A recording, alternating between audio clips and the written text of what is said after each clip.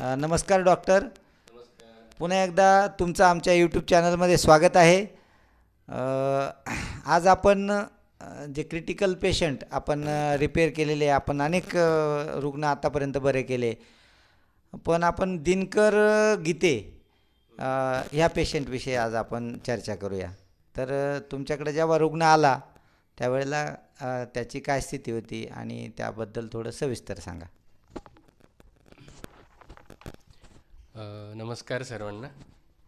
जेव्हा ते आले माझ्याकडे तर त्यावेळेस त्यांना ते गुडघ्याच्या प्रॉब्लेमसाठी आलेले. त्याच्या आधी ते किडनी फेल्युअर किंवा ज्याला आपण क्रिएटिनिन वाढलेलं असतं आणि लघवी गढूळ होते या पद्धतीचा आजार असतो की किडन्या फेल होतात, त्याच्यासाठी पण ते आले होते.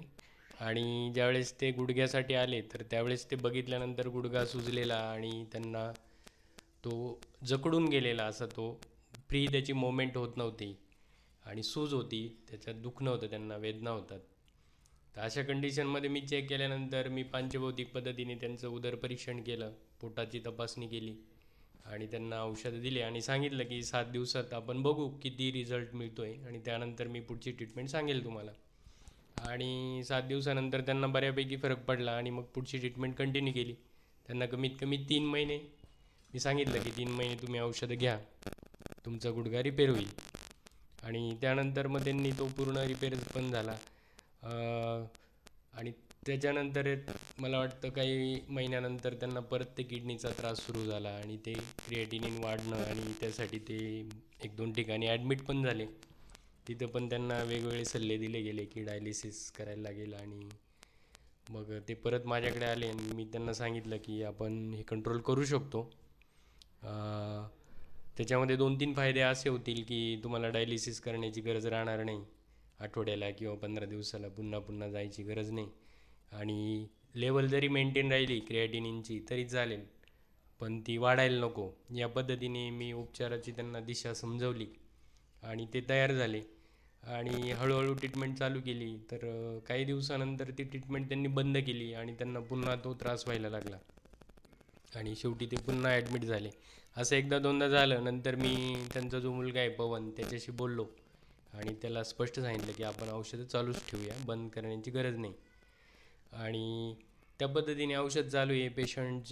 पेशंटला कुठलीही क्रिएटिनिन म्हणजे मेंटेन आहे त्याची लेवल, ती वाढलेली जास्त वाढलेली पण नाही आहे, पण मेंटेन आहे. आणि पेशंटची क्वालिटी ऑफ लाईफ आपण ज्याला म्हणतो की पेशंटचं राहणीमान ही सुधारलेलं आहे.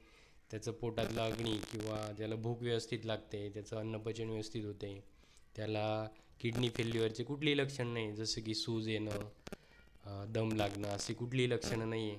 आणि याच्यावरून एक लक्षात आलं की पेशंटचं क्वालिटी ऑफ लाईफ हे आपल्याला इम्प्रूव्ह करता येतं. डिसीज बरा होणं ही वेगळी गोष्ट असते, पण आपण काही प्रमाणात क्वालिटी ऑफ लाईफ इम्प्रूव्ह करू शकतो, असं मला या पेशंटच्या माध्यमातून जाणवलं. आणि त्यांनी डायलिसिस गेले नाही, ते फार चांगलं झालं. म्हणजे याच्यातून मला हे पण जाणवलं की पेशंटनी जर विश्वास ठेवला तर 100% आपण बरेचसे क्रिटिकल आजार हे कवर करू शकतो. फक्त पेशंटनी तेवढा धीर आणि विश्वास ठेवला पाहिजे आयुर्वेदिक पद्धतीवर, तर रिझल्ट मिळतात. मिळत नाही असं काही नाही, असं मला या केसमधून जाणवलं. सर, मला एक केसच्या व्यतिरिक्त एक प्रश्न विचारायचा वाटतो की आजच्या काळामध्ये डायलिसिस जे करतात असे पेशंट काय आयुर्वेदिक ट्रीटमेंट घेऊ शकता का त्याच्यावरती? बिलकुल, फार चांगला प्रश्न आहे. असे पेशंट डायलिसिस ज्यांचं चालू आहे तर अशा पेशंट आपण त्याला side by side Ayurvedic treatment घेऊ शकतो, ही पहिली गोष्ट. अशा पेशंटची नंबर ऑफ डायलिसिस हे कमी होतात, ही दुसरी गोष्ट आहे. पेशंटनी तेवढा फेथ आणि विश्वास बिलीफ आपल्यावर ठेवला पाहिजे औषधांवर. आणि तिसरी गोष्ट की काय होतं की शरीराला कधी कधी सवय लागते की शरीराला आयतं मिळायला लागलं की शरीराची इंद्रिय काम करणं कमी करतात. त्याच्यामुळे मग किडनीला जर सवय लागली म्हणजे जेवढे जास्त डायलिसिस जुनं असेल तेवढं ते कवर व्हायला तेवढा जास्त वेळ लागतो, ही पण त्याच्यामध्ये एक गोष्ट आहे. बरेचसे काही पथ्य पण असतात, थोडीशी लाईफस्टाईल पण मॉडिफिकेशन आपल्याला करायला लागतं. त्याला जोडी जर डायबिटीज बी पी असे वेगवेगळे आजार असेल तर मग अजून कालावधी वाढू शकतो किंवा औषधं अजून वाढू शकतात. अशा बऱ्याचशा गोष्टी असतात. पेशंटला चेक केल्यानंतर त्याचं सगळी लाईफस्टाईल बघितल्यानंतर त्याचं राहणीमान आणि त्याचं कामाचं स्वरूप या सगळ्या गोष्टींचा विचार करून औषध उपचार करता येतात आणि त्यात रिझल्ट पण मिळतात. आता दिनकर गीते यांच्या केसबद्दल तर असं सांगितलं होतं की त्यांना डायलिसिस वरती सुद्धा जास्तीत जास्त 2 वर्ष ते जगतील. तर हे लाईफ एक्सपान्शन आज 8 वर्ष होऊन गेले, 9व्या वर्षात जवळपास पेशंट आहे आणि पेशंट सुस्थितीत आहे. तर हे जे लाईफ एक्सपान्शन आहे हे कसं होऊ शकलं आयुर्वेदाने? आयुर्वेदामध्ये कसं आहे की मुळावरच मुले कुठार या न्यायाने जो आजाराचं मूळ गाभा आहे त्याच्यावरच काम केलं जातं आयुर्वेदा पद्धतीमध्ये. आणि आयुर्वेदा पद्धतीमध्ये अग्निसंस्था नावाची कन्सेप्ट आहे, त्याच्यामध्ये पंचभौतिक चिकित्सेचा तो पार्ट आहे. त्याच्यामध्ये यकृत, प्लीहा आणि मूत्रपिंड या तिघांचं क्वालिटी किंवा तिघांचं आरोग्य जर व्यवस्थित असेल, त्यांचं कार्य व्यवस्थित असेल तर संपूर्ण शरीराचं आरोग्य व्यवस्थित राहतं, असं त्याच्यात त्या कन्सेप्टचा तो गाभा आहे. तर त्या कन्सेप्टमध्ये जर मूत्रपिंडाचं आरोग्य बिघडलं आहे तर मूत्रपिंडावर मुळे कुठार या न्यायाने आपण मूत्रपिंडावर काम करणारी औषधं त्या रुग्णांना दिली, दिनकर गीतेंना, आणि त्यांनी रिझल्ट दाखवायला सुरुवात केली. औषधं पण तेवढ्या क्वालिटीची होती, पेशंटची श्रद्धा पण होती, पेशंटचं नियमितपणा पण होता. या सगळ्या गोष्टी जुळून आल्या आणि त्या जुळून आल्यामुळे पेशंटला फार पटापट रिझल्ट मिळत गेले. पेशंटनी पण तेवढा संयम दाखवला आणि त्यांना रिझल्ट तेवढे मिळत गेले. म्हणजे काही गोष्टी अशा होतात की भगवंत आपल्याकडनं करून घेतो, याची पण मला या पद्धतीने जाणीव झाली की मी फक्त निमित्त मात्र आहे, की भगवंताने मला तशी बुद्धी दिली आणि ते औषधं त्या पेशंटला दिली गेली आणि पेशंट त्यातून बरा पण झाला, अजून कंट्रोलमध्ये आहे. असं त्यांचं क्वालिटी, मी तेच सांगतो की क्वालिटी ऑफ लाईफ हे आपल्याला वाढवता येतं. की आजार बरं होणं न होणं ही नंतरची गोष्ट आहे, पण काही प्रमाणात पेशंटचे वेदना कमी होतात, त्यांचं दुखणं कमी होतं, पेशंटचं चेहऱ्यावर हास्य फुलतं, पेशंट फिरायला लागतो. ही जी क्वालिटी आहे तर ही इम्प्रूव्ड झाली अशा केसेसमध्ये तरी फार मोठं यश असतं, असं मला या केसमधून जाणवलं. काय होतं डॉक्टर, ॲक्च्युली आता किडनी किंवा या अशा असाध्य आजार म्हटलं की येतं खर्च खूप अतोनात येतो. त्यामध्येच रुग्ण आणि त्याचे नातेवाईक सगळे दबले गेलेले असतात. तर अशा स्थितीमध्ये हा जो आयुर्वेदिक उपचार आहे निश्चितच त्यांच्यासाठी खूप मोठं वरदान ठरलं आहे. आणि आता या कुटुंबाची मी स्वतः मुलाखत घेतली तर मला कळलं की खरोखर तुम्ही त्यांच्यासाठी एक देवदूत म्हणून पुढे आला.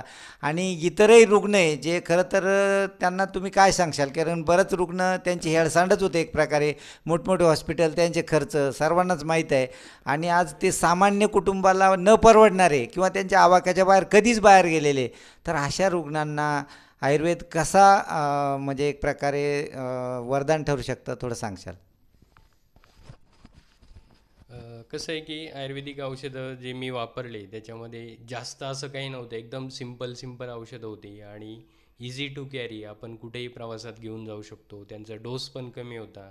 जास्त पावडर असते, 2 चमचे पावडर ती पाण्यात घालून किंवा उकळून घ्या असला काही प्रकार नव्हता. जास्त प्रकारची पण औषधं नव्हती. मग काय होतं की आपल्याला सवय असते की पटकन बरं झालं पाहिजे, आपल्याला संयम नसतो, आपल्याला कुठली गोष्ट पटकन पाहिजे आपल्याला, म्हणजे असं हे सगळे पटकनच्या भानगडी ना, तर त्या पटकन काही होत नसतं. जसं आजार पण पटकन होत नसतो, आजार पण हळूहळू शरीरात घर करतो, त्याच पद्धतीने शरीरातून तो निघून जाताना पण हळूहळूच जात असतो. ती साधं लॉजिकची गोष्ट आहे. तर जेवढा जास्त संयम पेशंटचा असेल, जेवढा जास्त धीर पेशंटचा असेल ना, तेवढे जास्त रिझल्ट मिळतात. जेवढा जास्त विश्वास असेल तेवढे जास्त रिझल्ट मिळतात. असे बऱ्याच गोष्टी असतात की त्या सगळ्या बघून आणि औषध उपचार करता येतात. आता ज्या लोकांना ऑलरेडी त्रास असेल त्यांना पण मी हेच सजेस्ट करू शकतो की तुमचं क्रिएटिनिन लेवल, तुमचं सगळं परीक्षण केल्यानंतर आपण आयुर्वेदिक औषधं चालू करू शकतो आणि काही प्रमाणात का होईना तुमचं डायलिसिस प्रिव्हेंट करू शकतो. डॉक्टर खूप खूप धन्यवाद, तुम्ही खूप छान माहिती सांगितली आणि पुढच्या वेळेला नक्कीच भेटू आपण परत डॉक्टर तुमच्या भेटीला या सदरामध्ये आपण ते कंटिन्यू करूया. धन्यवाद डॉक्टर. थँक्यू.